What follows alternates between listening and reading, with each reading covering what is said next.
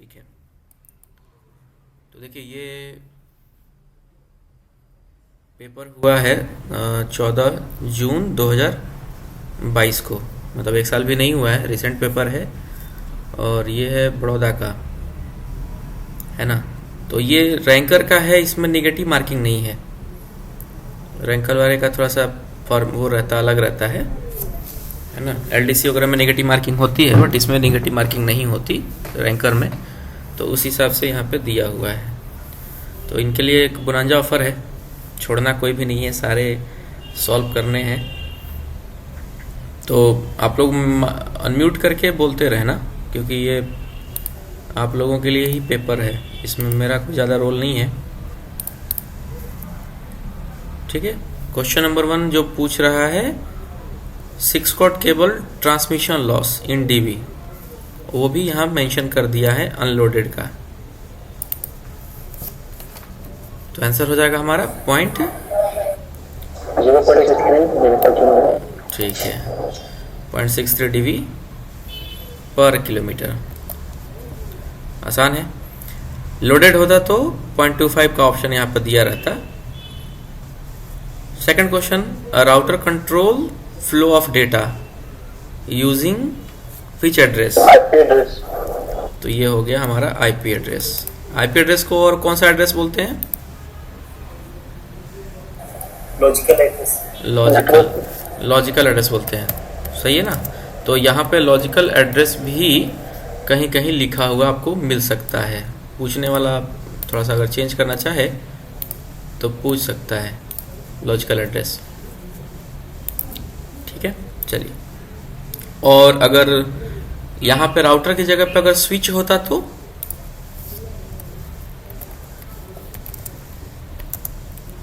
Router की जगह पे अगर मैक एड्रेस, हाँ। तो यही दो तरह के क्वेश्चन आते हैं इसमें अगर पूछना कोशिश करें, अगर वो स्विच और राउटर, तो राउटर में आईपी एड्रेस और स्विच में मैक एड्रेस। ठीक है, क्वेश्चन नंबर 3 बिल्कुल आसान है, इतने दिन से हम लोग पढ़ रहे हैं। आईपी वर्जन 6 में नंबर ऑफ बीट्स 128 है ना। ठीक है, फोर्थ नंबर क्वेश्चन भी फिर से वही रिपीटेड क्वेश्चन है। डब्ल्यूपीसी द्वारा हम लोगों को कौन सी फ्रीक्वेंसी रेंज अलॉट की गई है? 146 से 174, यहाँ पे यह दिया हुआ है, तो फिलहाल इसके लिए हम लोग यही मानेंगे। ठीक है ना। चलो, 5 नंबर क्वेश्चन है, all the ports of a switch are placed in VLAN 10, VLAN 19, VLAN 1, VLAN 100। हाँ, VLAN 1। तो जो बाय डिफॉल्ट जो LAN रखी जाती है स्विच में वो है VLAN 1 डिफॉल्ट, है ना। ठीक है, तो ये क्वेश्चन याद रखिएगा, ये क्वेश्चन थोड़ा सा नया है और आगे पूछा जा सकता है, क्योंकि बाकी सब क्वेश्चन तो बिल्कुल प्रोटोटाइप स्टीरियोटाइप क्वेश्चंस हैं, बट ये थोड़ा सा अलग है। VLAN 1 बाय डिफॉल्ट रखी जाती है स्विच के केस में। फिर 6 नंबर क्वेश्चन देखिए, सेम क्वेश्चन मॉडल का उठा लिया गया, 191 वाला। कौन सा क्लास है ये? क्लास बी हो गया। ठीक है, 7 नंबर क्वेश्चन है, which layer is responsible for moving frames from one hop to next hop? Data link layer, क्योंकि फ्रेम्स दे दिया है तो जाहिर सी बात है, फ्रेम्स दे दिया तो ये डेटा लिंक लेयर का ही क्वेश्चन है। ठीक है, वायरलेस लैन कल ही हम लोगों ने डिस्कस किया है कि वायरलेस लैन का जो स्टैंडर्ड होता है वो क्या होता है? हाँ, और ये इथरनेट का हो गया 802.3। 9 नंबर क्वेश्चन है, the dynamic protocol used for unification of PRS and UTS. तो कौन सा प्रोटोकॉल हम लोग यूनिफिकेशन? ओएसपीएफ होता है। ओएसपीएफ का फुल फॉर्म क्या होता है? Open shortest path first. अच्छा, एक ओएसपीएफ एरिया में कितने लोकेशन होंगे? 70. 70 लोकेशंस होंगे। तो 1 OSPF एरिया में टोटल 70 लोकेशंस होंगे। Tier 1, tier 2, tier 3, tier 4, 4 tier होते हैं यूटीएन में। इसके बारे में जानकारी है आप लोग को? हाँ, हमारा जो यूटीएन है वो 4 टीयर स्ट्रक्चर है। तो टीयर 1 में जोनल सर्वर आते हैं, टीयर 2 में आपके जो डिविजनल जो अलग अलग देखा होगा कुछ मेन लोकेशंस बना के रखे गए रहते हैं। एक डिवीजन में कम से कम मिनिमम 2 तो रहते ही हैं। एक OSPF एरिया में मिनिमम 2 डिविजनल हब या मेन नेटवर्क्स जो है लोकेशन बना के रखे जाते हैं। जैसे आप बड़ौदा में हो तो आपके लिए वहाँ पर भरूच है, प्रताप नगर है, गोधरा है और आनंद है। 4 जगह ये हब बना के रखे हुए हैं। तो मिनिमम 2 तो होना चाहिए, मैक्सिमम तो डिपेंड करेगा कि कितना एरिया है, कैसा है एरिया, कितने वहाँ पर स्टेशंस हैं उसके हिसाब से। तो टीयर 1 में क्या मैंने बोला, जोनल सर्वर होते हैं। टीयर 2 में हमारे वो डिविजनल सेंटर्स हो गए जो 2 या 4 जो बने हुए हैं अलग अलग लोकेशन पर। टीयर 3 में स्टेशंस हो गए और टीयर 4 में आपका टर्मिनल हो गया जहाँ पर एक्चुअली हम लोग सिस्टम को एक्सेस कर रहे हैं।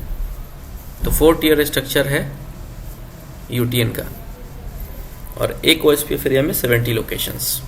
और OSPF डायनेमिक प्रोटोकॉल है जो यूनिफिकेशन ऑफ PRS UTS मतलब यूटीएन के लिए इस्तेमाल होता है। और इसमें जो टोपोलॉजी इस्तेमाल होगी वो कौन सी होगी?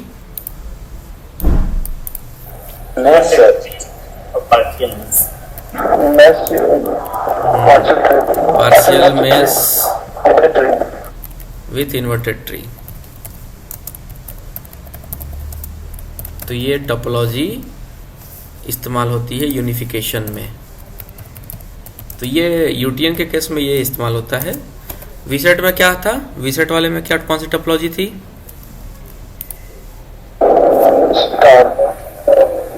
स्टार ही था कि स्टार प्लस मेश था? Star plus mesh. वीसेट में स्टार प्लस मेश है, वॉइस में मेश टोपोलॉजी है। तो ये आप याद रखिएगा, ये टोपोलॉजी यूटीएन के संदर्भ में है, यूनिफिकेशन ऑफ PRS UTS। यहाँ पर ये टोपोलॉजी इस्तेमाल होती है। तो इसे मिलता जुलता यही क्वेश्चन आएगा आपको, ज़्यादातर में तो यही है। 10 नंबर क्वेश्चन है, देखिए हमने कुछ देर पहले डिस्कस किया है कि switch establishes communication using which address? MAC address. या इसको एक अलग तरीके से क्वेश्चन पूछता है कि कोई भी स्विच डेटा ट्रैफिक को कैसे मैनेज करता है, किस एड्रेस के माध्यम से मैनेज करता है। तो उसमें भी सेम यही सवाल है, आंसर होगा मैक एड्रेस। मतलब यहाँ पर यह switch establishes communication using address कह रहा है तो भी मैक एड्रेस है, और अगर स्विच कंट्रोल्स और manage the data traffic by which address तो वो भी होगा मैक एड्रेस। तो स्विच आ गया तो मैक एड्रेस की कहानी याद रखनी है आपको कि स्विच पूछा मतलब मैक एड्रेस की ही बात हो रही है। लेयर 2 स्विच है ना, लेयर 3 स्विच नहीं, लेयर 2 स्विच। और रेलनेट है वो कौन सा नेटवर्क है? इंट्रा नेटवर्क है। ठीक है, ये भी हो गया। नैंड के केस में ये कौन सा ऑप्शन सही है हमारे लिए?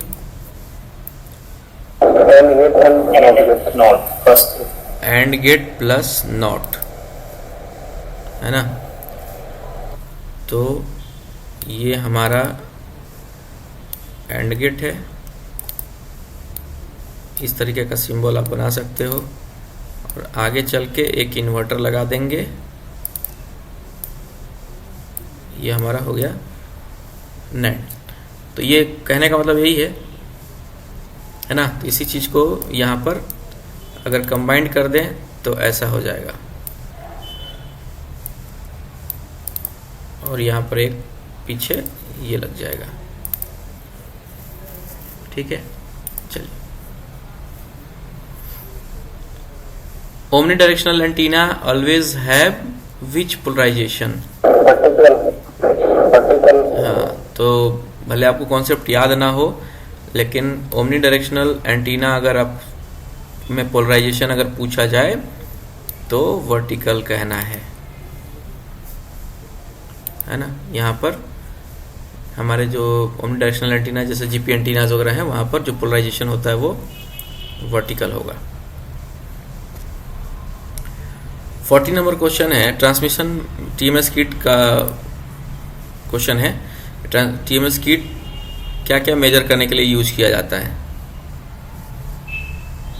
तो जो सबसे बड़ा ऑप्शन है signal level, transmission loss, return loss और इंसर्शन लॉस, ये सभी लॉसेस को हम लोग टीएमएस किट के द्वारा मेजर कर सकते हैं।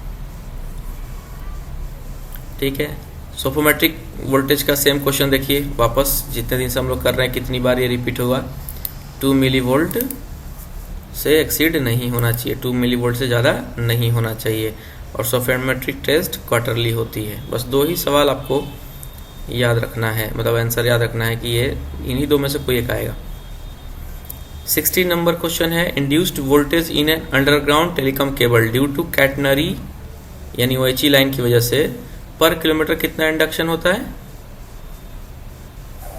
8.75। बट 8.75 कहाँ से आता है?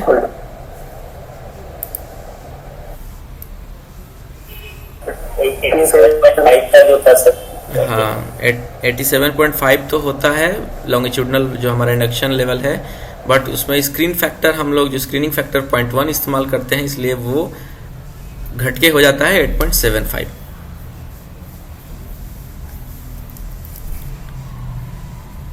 या कह सकते हैं कि स्क्रीनिंग फैक्टर जो निकल के आता है वो जो फार्मूला है उसके हिसाब से अगर हम 0.1 मान के चले एल्युमिनियम केबल के लिए, एल्युमिनियम स्क्रीन केबल के लिए के केस में, तो वो 87.5 में 0.1 से मल्टीप्लाई कर देंगे तो 8.75 बन जाएगा।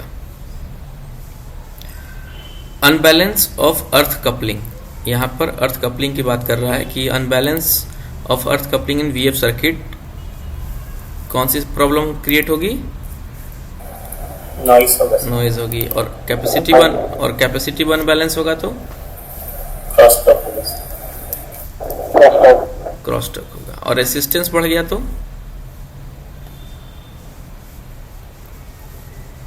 अगर रेसिस्टेंस बढ़ गया तो लॉस ज्यादा होगा, सबसे एटेन्यूएशन हो जाएगा, हमारी सिग्नल ज़्यादा एटेन्यूएटेड होनी शुरू हो जाएगी। ठीक है, impedance ratio of matching transformer use for block circuit. अब ये ब्लॉक सर्किट के लिए पूछ रहा है, वापस ये चीज़ आप लोगों ने कर रखी है। कौन सा होगा इसमें से, कौन सा ट्रांसफार्मर लगाएंगे?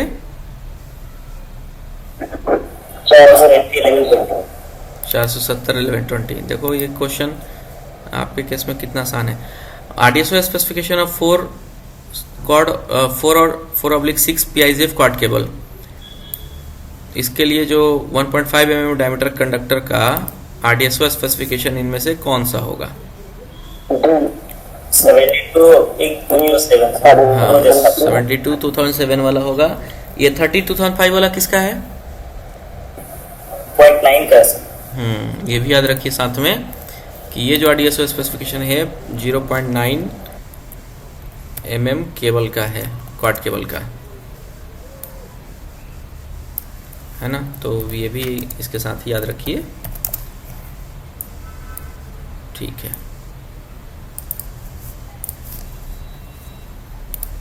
चलिए 20 नंबर क्वेश्चन चलते हैं। कल ही हमने डिस्कस किया इसको भी।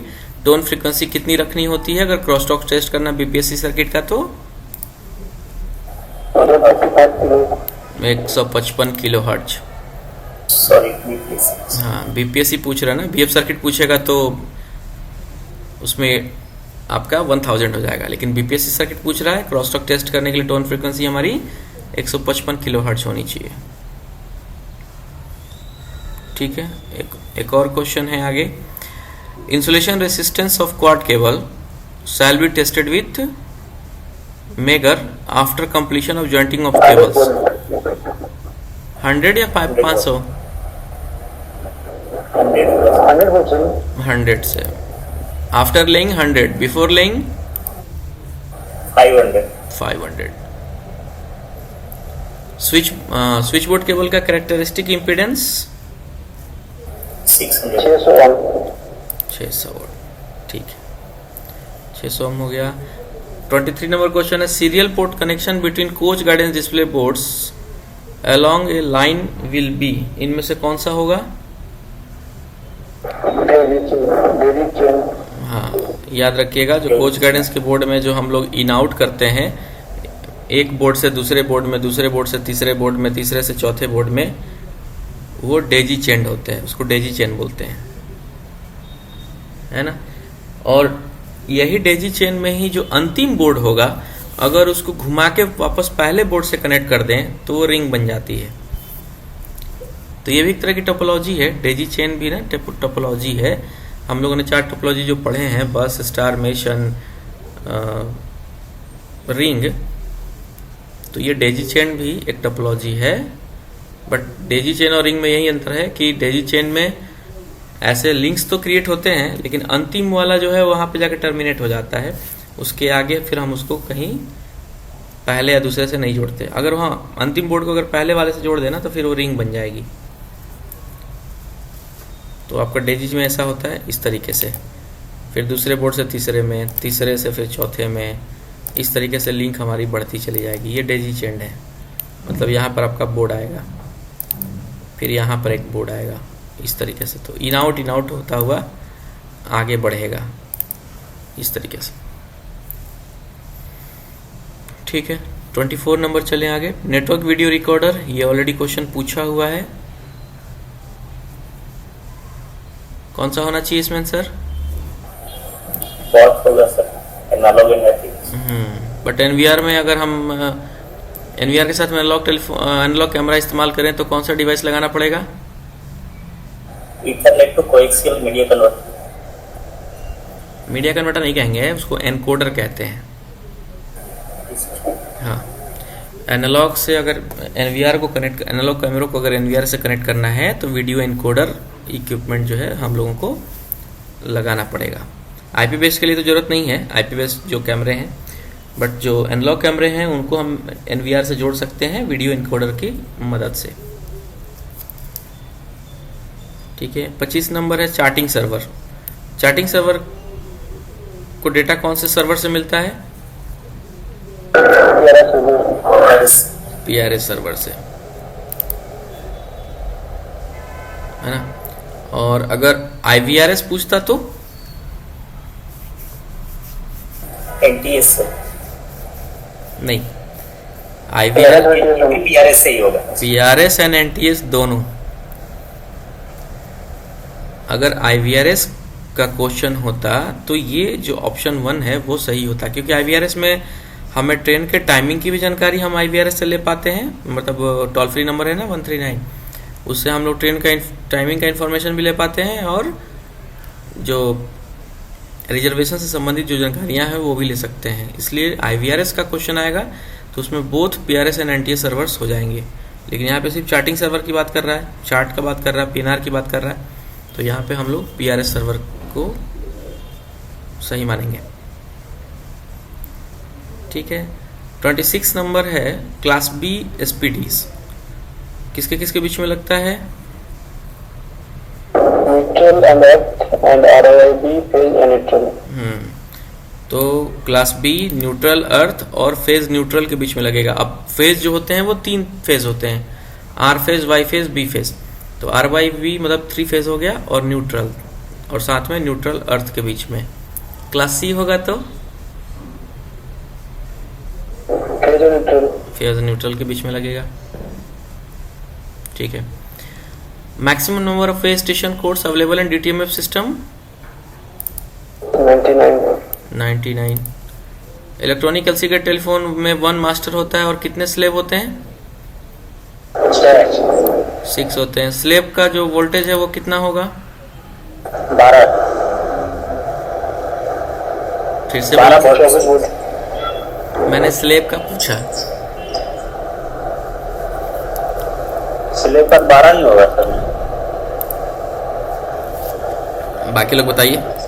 मास्टर का 12, स्लेब का 24 होता है। मास्टर के लिए 12, स्लेब के लिए 24।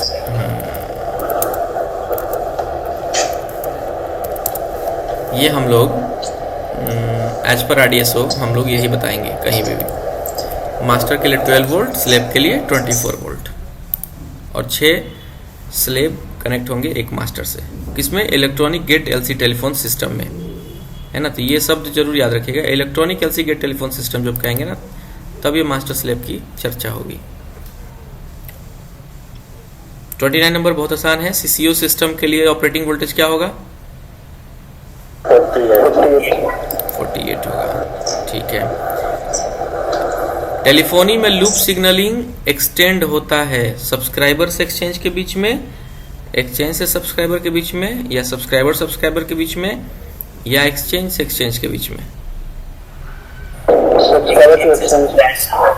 हाँ, ये याद रखिएगा, जो लूप सिग्नलिंग होती है, यानी जो एक तरफ पीबीएक्स है, यानी एक तरफ एक्सचेंज है, और एक तरफ हमारा यूजर है, सब्सक्राइबर जिसको कहते हैं, तो लूप सब्सक्राइबर से एक्सचेंज के बीच में वो होता है, एक्सटेंड होता है, ठीक है। तो डायरेक्शन इस तरीके से होता है। सिग्नलिंग प्रोटोकॉल पूछा जा रहा है, वीओआईपी के केस में कौन सा इस्तेमाल किया जाता है as per latest policy? SIP इस्तेमाल करते हैं, है ना। हम लोग अभी सेशन इनिशिएशन प्रोटोकॉल इस्तेमाल कर रहे हैं अपने आईपी टेलीफोनी के लिए, यानी वीओआईपी के लिए, ओके। और सिप कौन से लेयर में काम करता है? टीसीपी आईपी रेफरेंस मॉडल के हिसाब से, टीसीपी आईपी रेफरेंस मॉडल के हिसाब से, एप्लीकेशन लेयर, एप्लीकेशन लेयर में, ठीक है। सेशन तो नाम ही लिखा हुआ है, तो सेशन में तो ये काम करेगा ही, लेकिन टीसीपी रेफरेंस अगर मॉडल के हिसाब से क्वेश्चन पूछा हुआ है तो वहां पर आपको एप्लीकेशन लेयर बताना है। 32 नंबर है, in VoIP establishing a session in session initiation protocol 3 way requires a 3 way. अब ये क्वेश्चन फिलहाल के लिए आप लोग रट लो, इसको हैंडशेक होता है ना। क्या बता रहे हैं? ये हैंडशेक का जो 3 वे हैंडशेक टेक्निक होती है वो इस्तेमाल होती है यहाँ पे, है ना। सेशन एस्टेब्लिश करने के लिए 3 वे हैंडशेक मेथड इस्तेमाल होता है। एफएसके मॉड्यूलेशन टेक्निक में कितनी फ्रीक्वेंसी कंपोनेंट्स इस्तेमाल होते हैं बाइनरी सिग्नल को ट्रांसमिट करने के लिए? तो एफएसके मॉड्यूलेशन में 2 फ्रीक्वेंसी कंपोनेंट इस्तेमाल होते हैं, है ना, F1 F2। चलिए, जीटर वेंडर का क्वेश्चन है, यहाँ पर सवाल पूछा है वेंडर से रिलेटेड। वेंडर शॉर्ट टर्म है कि लॉन्ग टर्म है? वेंडर लॉन्ग टर्म है, और जीटर शॉर्ट टर्म वेरिएशन है। हाँ, चलो ये क्वेश्चन भी देखो, 35 नंबर नाइक्विस्ट थ्योरम या सैम्पलिंग थ्योरम के ऊपर आ गया। सिग्नल है 4 किलोहर्ट्ज का, तो सैम्पलिंग फ्रीक्वेंसी कितनी होगी? 8 किलोहर्ट्ज होगी। fs इक्वल्स टू 2 FM, ठीक है, डबल के रेट से सैम्पलिंग होनी चाहिए। 36 नंबर है वीमक्स का क्वेश्चन है, वीमक्स 100 का, कि मेजर फेलियर के केस में P1 P2 स्ट्रीम्स को प्रोटेक्ट करने के लिए कौन सा कार्ड इस्तेमाल करेंगे? लूप प्रोटेक्शन कार्ड इस्तेमाल करेंगे, LPC इस्तेमाल करते हैं हम लोग। ये वीमक्स का क्वेश्चन है, ठीक है। 37 नंबर वापस वो हम लोगों ने कल भी डिस्कस किया था, वेफिलमक्स में जो स्टेशन आईडी है कौन से कार्ड में सेट की जाती है? निम कार्ड में सेट होती है। External internal clock tributary card में होती है, ठीक है। और वीमक्स 100 के केस में मदरबोर्ड पे। चलो, 38 नंबर है, वेफिलमक्स में NMS एक्सेस करने के लिए कौन कौन से कनेक्टर इस्तेमाल किए जाते हैं?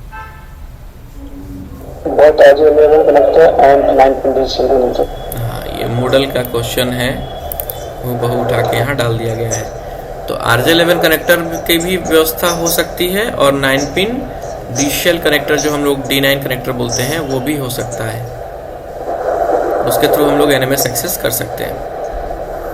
ये डेड जोन इन OTDR, ये भी देखिए एक एग्जाम में पूछ रखा है already. Dead zone in OTDR is caused by Fresnel reflection and amplifier recovery time. हाँ, ये हमने देखा भी था, नोट्स के थ्रू भी देखा था कि डेड जोन जो है उसमें फ्रेस्नेल रिफ्लेक्शन और एम्पलीफायर रिकवरी टाइम दोनों का मिला जुला योगदान होता है, और उस डेड जोन में OTDR कोई भी ट्रेसेस, मतलब वो कोई भी सिग्नल रिसीव करने से वंचित रह जाता है। और इसी डेड जोन को मैनेज करने के लिए हम लोग पैच कॉर्ड कनेक्ट करते हैं। 40 नंबर क्वेश्चन है, normal optic fibre cable drum length कितना किलोमीटर होना चाहिए? 3 किलोमीटर होना चाहिए। केबल रूट मार्कर कितने मीटर पे? 50 मीटर पे। 42 में स्लॉट नंबर 3 पर कौन सा कार्ड? नेम कार्ड हो गया। 43 नंबर, फ्यूजन स्प्लाइसिंग में जो लॉस है वो मैक्सिमम कितना होना चाहिए? 0.2 हो गया। Transmission of optic fibre at 1550 nanometre कितना होना चाहिए? 0.25 होना चाहिए। ऑप्टिकल सोर्स इंक्लूड, कौन कौन से ऑप्टिकल सोर्स इंक्लूड किए जाएंगे? LED, lasers. हाँ, तो APD जो है अवलांचेज फोटोडायोड्स हैं, ये सोर्स नहीं है, ये रिसीवर है ना। तो APD जो है वो रिसीवर है, बट यहाँ सोर्स की बात कर रहा है, ऑप्टिकल सोर्स की। तो जो लाइट एमिट करेंगे उनको हम यहाँ पे काउंट करेंगे, तो C ऑप्शन होगा, light emitting diode and lasers. Laser का फुल फॉर्म भी पूछा है कहीं आगे, मुझे लगता है किसी क्वेश्चन में है। Multimode fibre best design for shorter length और longer length? Shorter length. Relay board का फॉर्मेशन कब हुआ था? 1905 में। रिले बोर्ड 1905 में गठित हुआ था।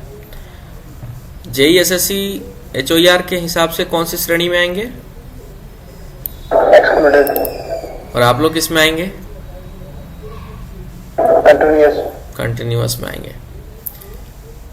Commuted portion of pension is restored after कितने साल के बाद? 15 साल। देखो, आप लोगों ने जो पहले किया हुआ है सारा वही क्वेश्चन सेम हूबहू मिल रहा है। कौन सा SF हम लोग डीम्ड सस्पेंशन के लिए इस्तेमाल करते हैं? SF2। SF1 किसके लिए इस्तेमाल करते हैं?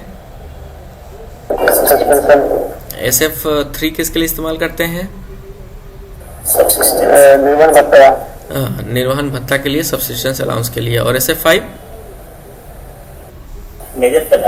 मेजर पेनल्टी के लिए। और बाकी SF याद है? और दूसरे भी SF याद है? Cancellation of suspension SF4। हाँ, कैंसलेशन ऑफ सस्पेंशन SF4 हो गया। और SF6 किसके लिए है? दस्तावेज की प्रस्तुति है सर। हाँ, दस्तावेज की प्रस्तुति उसमें नहीं दिखाना है उस संदर्भ में। 7 में कौन सा है? SF7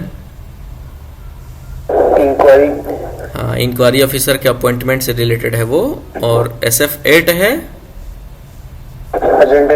प्रेजेंटिंग ऑफिसर को अपॉइंट करने के संदर्भ में है। चलो, और 9 तो होता नहीं है। 10 किस में होता है?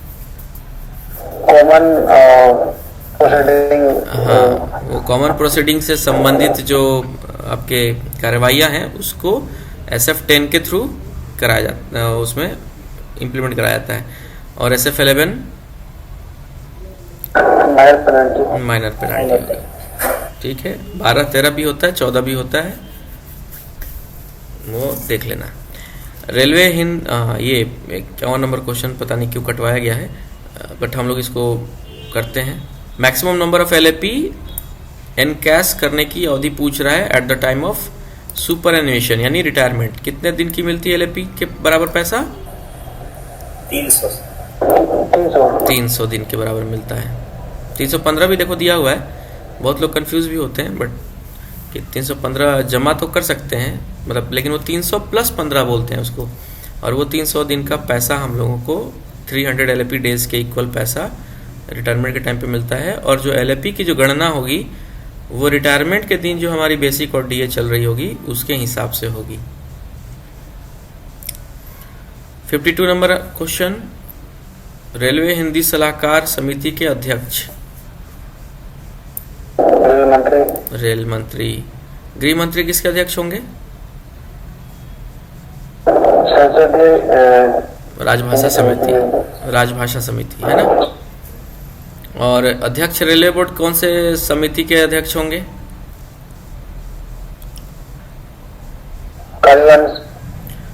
हाँ, जो रेलवे बोर्ड, हाँ रेलवे बोर्ड कार्यान्वयन, जो राजभाषा कार्यान्वयन समिति है उसके अध्यक्ष CRB होंगे। संसदीय राजभाषा समिति के अध्यक्ष गृह मंत्री होंगे। केंद्रीय हिंदी समिति के अध्यक्ष प्रधानमंत्री होंगे। और यही 3-4 क्वेश्चन है, इन्हीं में घूम घूम के क्वेश्चन पूछते रहते हैं। ठीक है, भाषा क्षेत्र कितने हैं? 3, रोज दिन पढ़ रहे हैं हम लोग। प्रबोध, प्रवीण और प्राज्ञ, ये प्रज्ञा नहीं है, प्राज्ञ है। और ये हमारे हिंदी परीक्षाएं होती हैं प्रबोध, प्रवीण, प्राज्ञ के केंद्रीय हिंदी प्रशिक्षण संस्थान के माध्यम से। 3 तरह के ये कोर्सेस हैं, पाठ्यक्रम है, और पाठ्यक्रम के हिसाब से ये परीक्षाएं आयोजित की जाती हैं इनकी। तो ये पाठ्यक्रम है, बट पाठ्यक्रम है तो परीक्षाएं भी होंगी। और परीक्षाएं साल में कितनी बार होती हैं? 2 बार। कब कब होती है? मई और नवंबर में। बस यही सब आते हैं क्वेश्चन। राजभाषा समिति में, संबंधित समिति में लोकसभा के कितने सदस्य? 20। और राज्यसभा से 10। और हमारी जो निरीक्षण के लिए जो समिति आती है वो कौन सी है? दूसरी उप समिति। हाँ, तो हर एक समिति में जो उप समितियां हैं 10-10 लोग रहेंगे, और जो द्वितीय उप समिति है वो हमारे राजभाषा से संबंधित निरीक्षण के लिए आती है रेलवे को। चलिए, ये 51 नंबर क्वेश्चन है, रिप्लेस किया गया है 51 नंबर क्वेश्चन को, शायद कम डाला गया होगा इसके हिसाब से। 5 क्वेश्चन होना चाहिए, 5 क्वेश्चन नहीं था, 4 ही था, इसीलिए 5वां क्वेश्चन ये ऐड किया गया है 51 नंबर। संविधान के किस अनुच्छेद में, अनुच्छेद पूछ रहा है ना, हिंदी को राजभाषा के रूप में दर्जा प्रदान किया गया?